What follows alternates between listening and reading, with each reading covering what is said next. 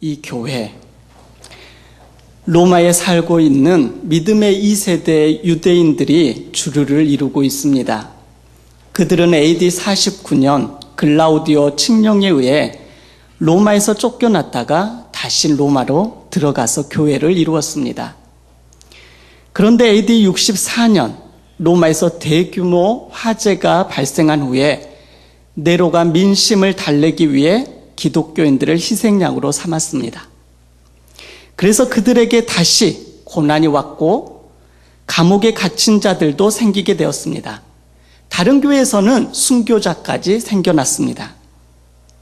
멀지 않아 이 교회에서도 그런 일이 일어날 것을 예상되어지는 상황입니다. 이렇게 어려워진 상황 속에서 믿음의 유대인들, 그리스도인들이 박해를 받지 않는 방법은 바로 유대교로 다시 돌아가는 것입니다. 혹 기독교인이었음이 발각되더라도 그들 앞에서 예수님을 저주하면 그러한 상황을 모면할 수 있습니다. 이런 배교의 유혹이 그들에게 아주 가까이 다가오고 있었습니다. 그들을 잘 알고 있는, 지금은 로마 밖에서 사역하고 있는 저자는 그들을 안타깝게 바라보며 그들에게 이제 지침이 될 만한 설교를 글로써 보냈습니다. 상황이 어려워짐으로 인해 배교의 위험에 있는 성도들에게 출애굽 백성들의 불신앙의 사례와 그로 인해서 그들이 하나님께서 마련해 놓으신 안식에 들어가지 못한 사실을 언급하면서 그 세대의 마음에 강팍하게 하지 말라라고 그렇게 경고하고 있습니다. 출애굽 백성들이 하나님의 놀라운 은혜를 경험하고 그 약속의 말씀을 받았음에도 불구하고 그들은 주님이 약속하신 안식의 땅 가나안 땅에 들어가지 못했습니다. 그 세대들처럼 마음을 강팍하게 하지 말라. 12절 말씀을 함께 읽어보겠습니다. 형제들아, 너희는 삼가 혹 너희 중에 누가 믿지 아니하는 악한 마음을 품고 살아계신 하나님에게서 떨어질까 조심할 것이요. 당시 유대인 그리스도인들은 그들의 동족 유대인들과 로마 실권자들의 박해와 위협으로 인해 배교의 위험에 처해 있었지만 그들을 향해 하나님에게서 떨어지지 않도록 염려하고 경계하여라 라고 경각심을 불러일으키고 있습니다. 이어서 13절과 14절을 다시 한번 읽어보겠습니다. 오직 오늘이라 일컫는 동안에 매일 피차 권면하여 너희 중에 누구든지 죄의 유혹으로 완고하게 되지 않도록 하라. 우리가 시작할 때에 확신한 것을 끝까지 견고히 잡고 있으면 그리스도와 함께 참여한 자가 되리라. 아멘. 그래서 오직 오늘이라 일컫는 동안, 이 땅에 사는 동안 매일 피차 권면하여서 너희 중에 누구든지 이 죄의 유혹으로 완고하게 되지 않도록 하라 라고 말하고 있습니다. 너희가 믿음을 붙들고 시작했을 때 그 믿음을 끝까지 견고히 잡고 있으라 라고 말합니다. 그렇다면 이 세대를 살고 있는 우리의 모습은 어떠합니까? 하나님을 믿는다는 믿음 때문에 죽음의 위협과 박해를 당하고 있습니까? 사실 이 세대는 이러한 죽음의 위협이나 박해는 없습니다. 하지만 세상의 풍조가 우리 속에 깊숙이 침투하여 주님으로부터 멀어지게 하고 있습니다. 그래서 예수님을 처음 만나 첫사랑에 빠졌던 그 마음을 가지고 살아야 한다라는 이 말씀을 우리는 다시 한번 새겨야 합니다. 이러한 시대 속에 살고 있는 우리에게 히브리서 기자를 통해 주님은 말씀하십니다. 첫째, 하나님께서 주신 오늘이라는 시간 속에 매일 피차 권면하며 죄로 인해 대응 능력이 떨어지지 않도록 하라 라고 말씀합니다. 우리는 우리 자신의 상태, 우리 교회의 상태, 한국 사회에 대한 알아차림이 필요합니다. 연세대학교 신앙 강좌 중에 한국 사회에서 교회가 아편 중독에 걸린 것처럼 만신창이가 되어 있어도 이제 그것을 자각조차 하지 못하고 있으며 이를 분간할 영성과 지성을 다 잃어버렸다라고 우려 섞인 말로 시작한 내용을 들은 적이 있습니다. 그 말이 사실이니 부인할 수도 없습니다. 한국 사회, 아니 이 세대를 살고 있는 사람들이 어디에 마음을 쏟고 있습니까? 지금은 이 한 세대를 향하여 여러한 신종어들을 말을 많이 하는데 그 중에 중독사회라는 말도 있습니다. 이 사회가 중독사회입니다. 한국 사회, 많은 사람들이 중독에 빠져 있죠. 중독을 몇 가지로 구분해 보겠습니다. 첫째, 알코올, 니코틴, 카페인, 약물 등의 물질에 중독되는 물질 중독이 있습니다. 한국 사회는 돈독이 오른 사회입니다. 돈이 성공의 척도이죠. 돈을 많이 가지고 있으면 성공했다고 합니다. 초등학생들에게 꿈을 물어보면 요즘은 40% 이상이 이렇게 대답한다고 합니다. 돈 많이 벌어서. 직업이나 분야나 그게 중요한 것이 아니라 돈 많이 버는 것이 중요하다. 최근 학생들에게 질문했습니다. 10억을 준다면 1년 동안 감옥에 다녀올 수 있겠느냐? 초등학교 12%가 10억 주면 저 1년 동안 감옥에 들어가 있겠습니다. 라고 대답했습니다.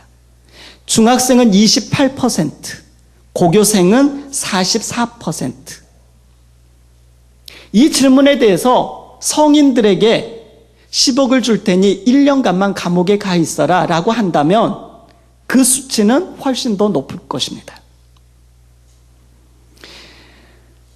이 사회는 둘째, 게임, 포르노, 성, 쇼핑, 다이어트, 일, 종교와 같이 특정 행위 외에 중독되는 행위 중독이 있습니다.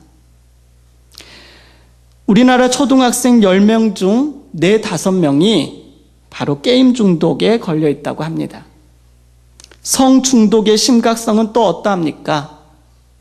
한 해에 낙태되는 아이들이 공식적으로 50만 명.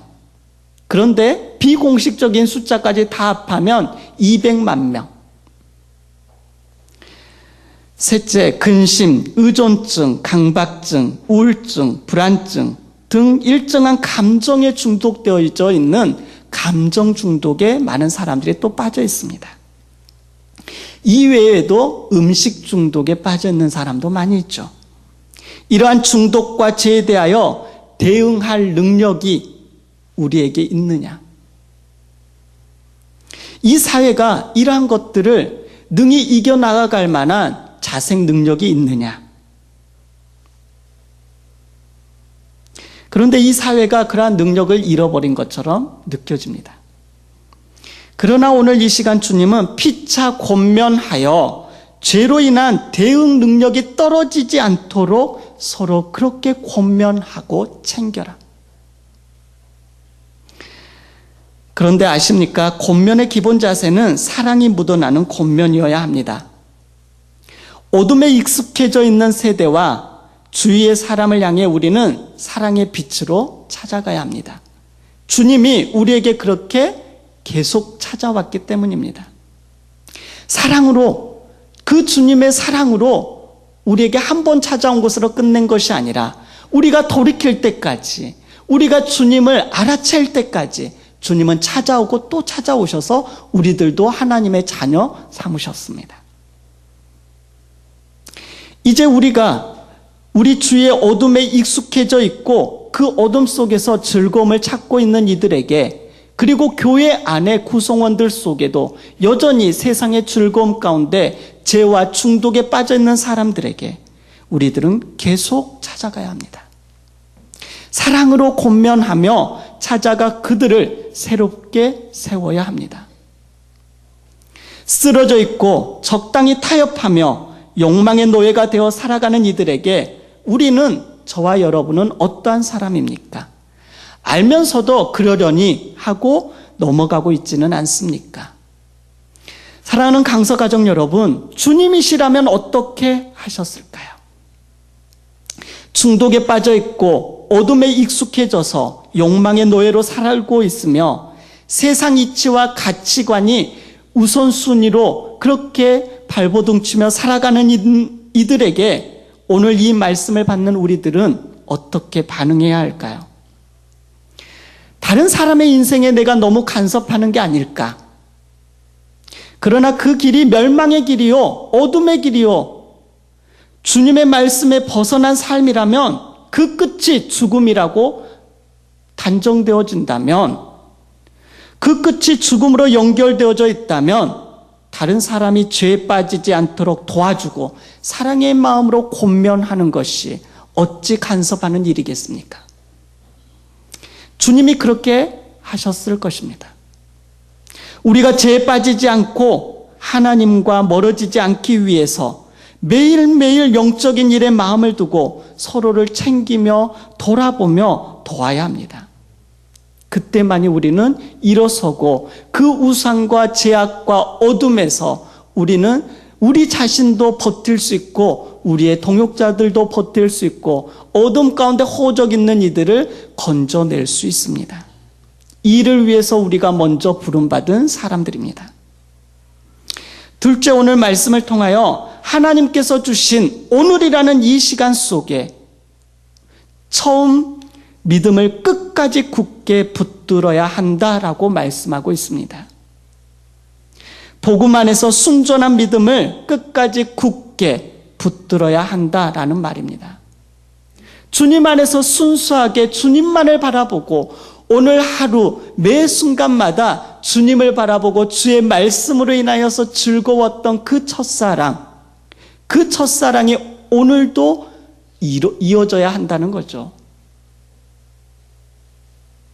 사울과 다윗을 잠시 생각해 보십시다. 사울은 훌륭한 사회적 배경에서 태어났습니다. 그의 아버지 기스는 유력한 인물이었습니다. 다시 말해서 경제력과 사회적인 지위를 갖춘 영향력 있는 인물이었습니다. 게다가 그런 사울은 아버지에게 인정받는 촉망받던 아들이었습니다. 그도 그럴 것이 외모가 아주 뛰어났고 모델 뺨치는 수준이었기 때문입니다. 반면에 다윗은 아버지 이새로부터 어떠한 교육적 혜택도 누리지 못한 것처럼 느껴집니다. 멀쩡한 형들이 7명이나 있는데 막내 다윗은 들판에 내보내 양을 치게 합니다. 사무엘이 아들 중에 내가 왕을 삼겠노라라고 그렇게 찾아왔지만 그 자리에 불러주지도 않았습니다. 그런데 사울과 다윗이 만나는 그 교차 지점 그때 어떻게 되었습니까? 그때는 사울은 왕이었고 다윗은 목동이었습니다. 그런데 그 두 인생의 길이 어떻게 달라집니까? 사울은 불순종과 거짓으로 왕의 자리를 지키고자 할 때 그의 인생은 점점 내리막길이고 하나님과 점점 멀어졌고 죄악의 수렁 속에 계속 빠져들어갔습니다. 자식들의 마음도 그에게서 떠나고 백성들의 마음도 그에게서 떠났습니다. 하나님의 영도 그에게서 떠났습니다. 그 후 그의 최후는 자살로 끝을 냅니다. 그러나 다윗은 예배자의 마음과 목자의 마음을 가졌습니다. 왕가의 사랑을 받고 백성들의 사랑을 받고 무엇보다도 하나님의 사랑을 받았습니다. 결국 그는 왕이 되었고 다윗성을 하나님을 예배하는 도시로 만들기 시작하였습니다. 두 사람 다 하나님께 은혜를 경험한 사람이었지만 매일의 시간, 오늘이라는 시간이 차곡차곡 쌓이면서 그 두 사람의 인생은 완전히 달라졌습니다. 사울도 처음에는 엄청 겸손하게 주님께 묻고 나갔습니다. 하지만 그 하루하루를 주님이 아니라 내 욕망으로 채우고 또 그 하루에 좀 더 세상의 것을 갈망할 때 주님과 멀어지는 그 하루하루가 지속되어질 때 그는 하나님으로부터 버림받게 됩니다. 그러나 목동이었던 다윗은 그 하루 주님을 바라보는 하늘을 오늘도 또 주님을 바라보고 또 내일 찾아오는 오늘도 주님을 바라보고 주님께 묻고 나아갔습니다. 그 하루하루가 차곡차곡 쌓였을 때 그의 인생 가운데 하나님의 역사는 놀랍도록 이루어지죠. 우리에게 우리의 믿음은 예배 자리에서건 나의 일상의 자리에서건 복의 자리에서건 핍박과 고난의 자리에서건 처음 그 마음, 처음 가졌던 그 순수한 믿음을 끝까지 지켜내야 합니다. 오늘 제가 그 믿음을 지켜내겠습니다. 오늘 제가 주님을 바라보겠습니다. 이 믿음이 있어야 합니다. 그 길이 다윗이 걸어간 길이었고 믿음의 조상 아브라함이 걸어간 길이었으며 하나님의 나라를 품고 걸어간 제자들의 길이었으며 예수님이 우리에게 보여주신 길이었습니다. 우리가 하루하루를 그 믿음을 붙들고 끝까지 나아가면 이 믿음이 우리를 천국 문까지 인도합니다. 그러나 우리가 이 믿음을 떠났을 때 오늘 성경 읽지 않았지만 그 앞부분에 이스라엘 백성들이 주님을 불순종하고 여호와 하나님의 그 놀라운 역사와 은혜와 권능을 맛보면서도 주님 앞에 불순종과 거짓으로 나아갔던 그들은 가나안 앞에서 모두 다 40년 동안 다 죽게 되었습니다. 오늘 하루하루 우리가 어떻게 사느냐에 따라 우리가 어떻게 꾸준함으로 그 마음과 믿음을 지켜 나아가느냐에 따라 우리는 주님께서 예배하신 그 안식의 장소 가운데 달려갈 수 있습니다.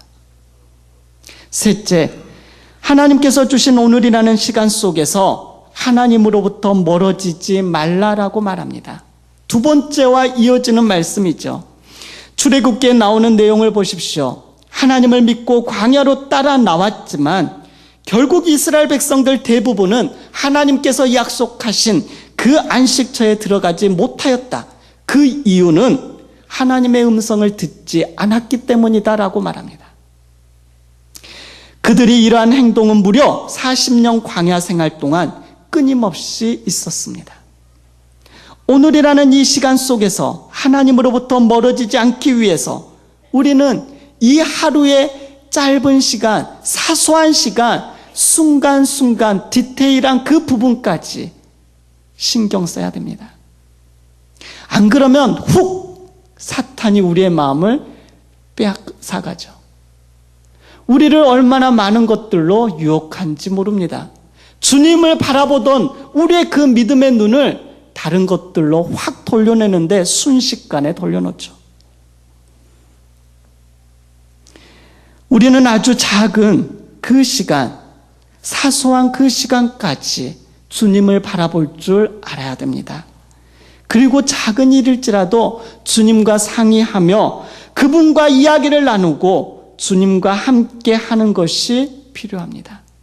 그게 주님과 멀어지지 않는 길이죠.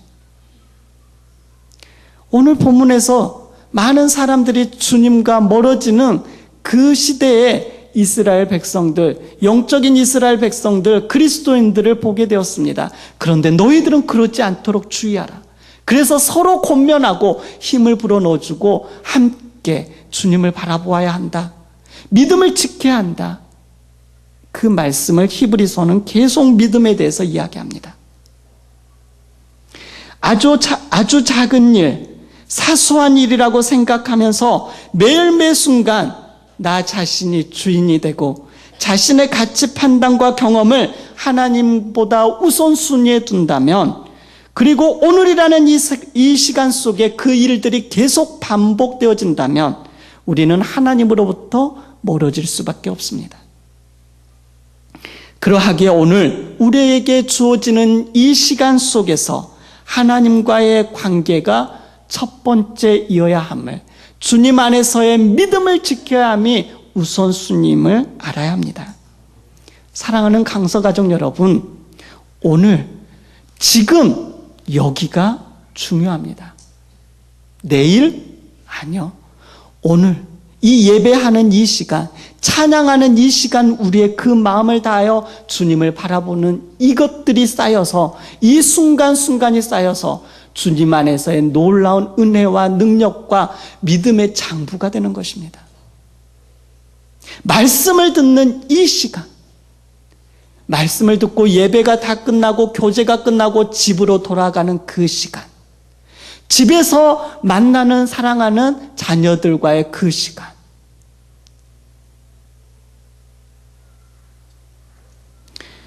오늘 지금 여기가 중요합니다. 지금 여기가 중요합니다. 이 순간이 중요합니다.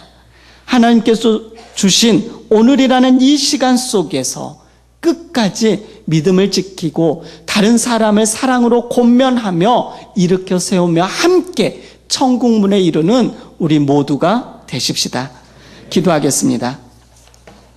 살아계신 하나님 아버지, 참으로 감사합니다. 하나님께서 우리 모두에게 주신 선물, 오늘이라는 이 선물을 저희들에게 허락하여 주신 주님 감사합니다. 오늘 이 순간 아버지 주님을 바라보게 하시고 주님 말씀 안에 거하게 하시며 주님 안에서 살아가는 우리들이 되게 하여 주시옵소서. 그래서 하나님, 주님께 영광 돌리며 많은 사람들을 일으켜 세우는 신선한 성령의 바람으로 주님께서 역사하시는 그 중심 가운데 있는 우리 모두가 되도록 복 내려 주시옵소서. 예수님의 이름으로 기도드리옵나이다.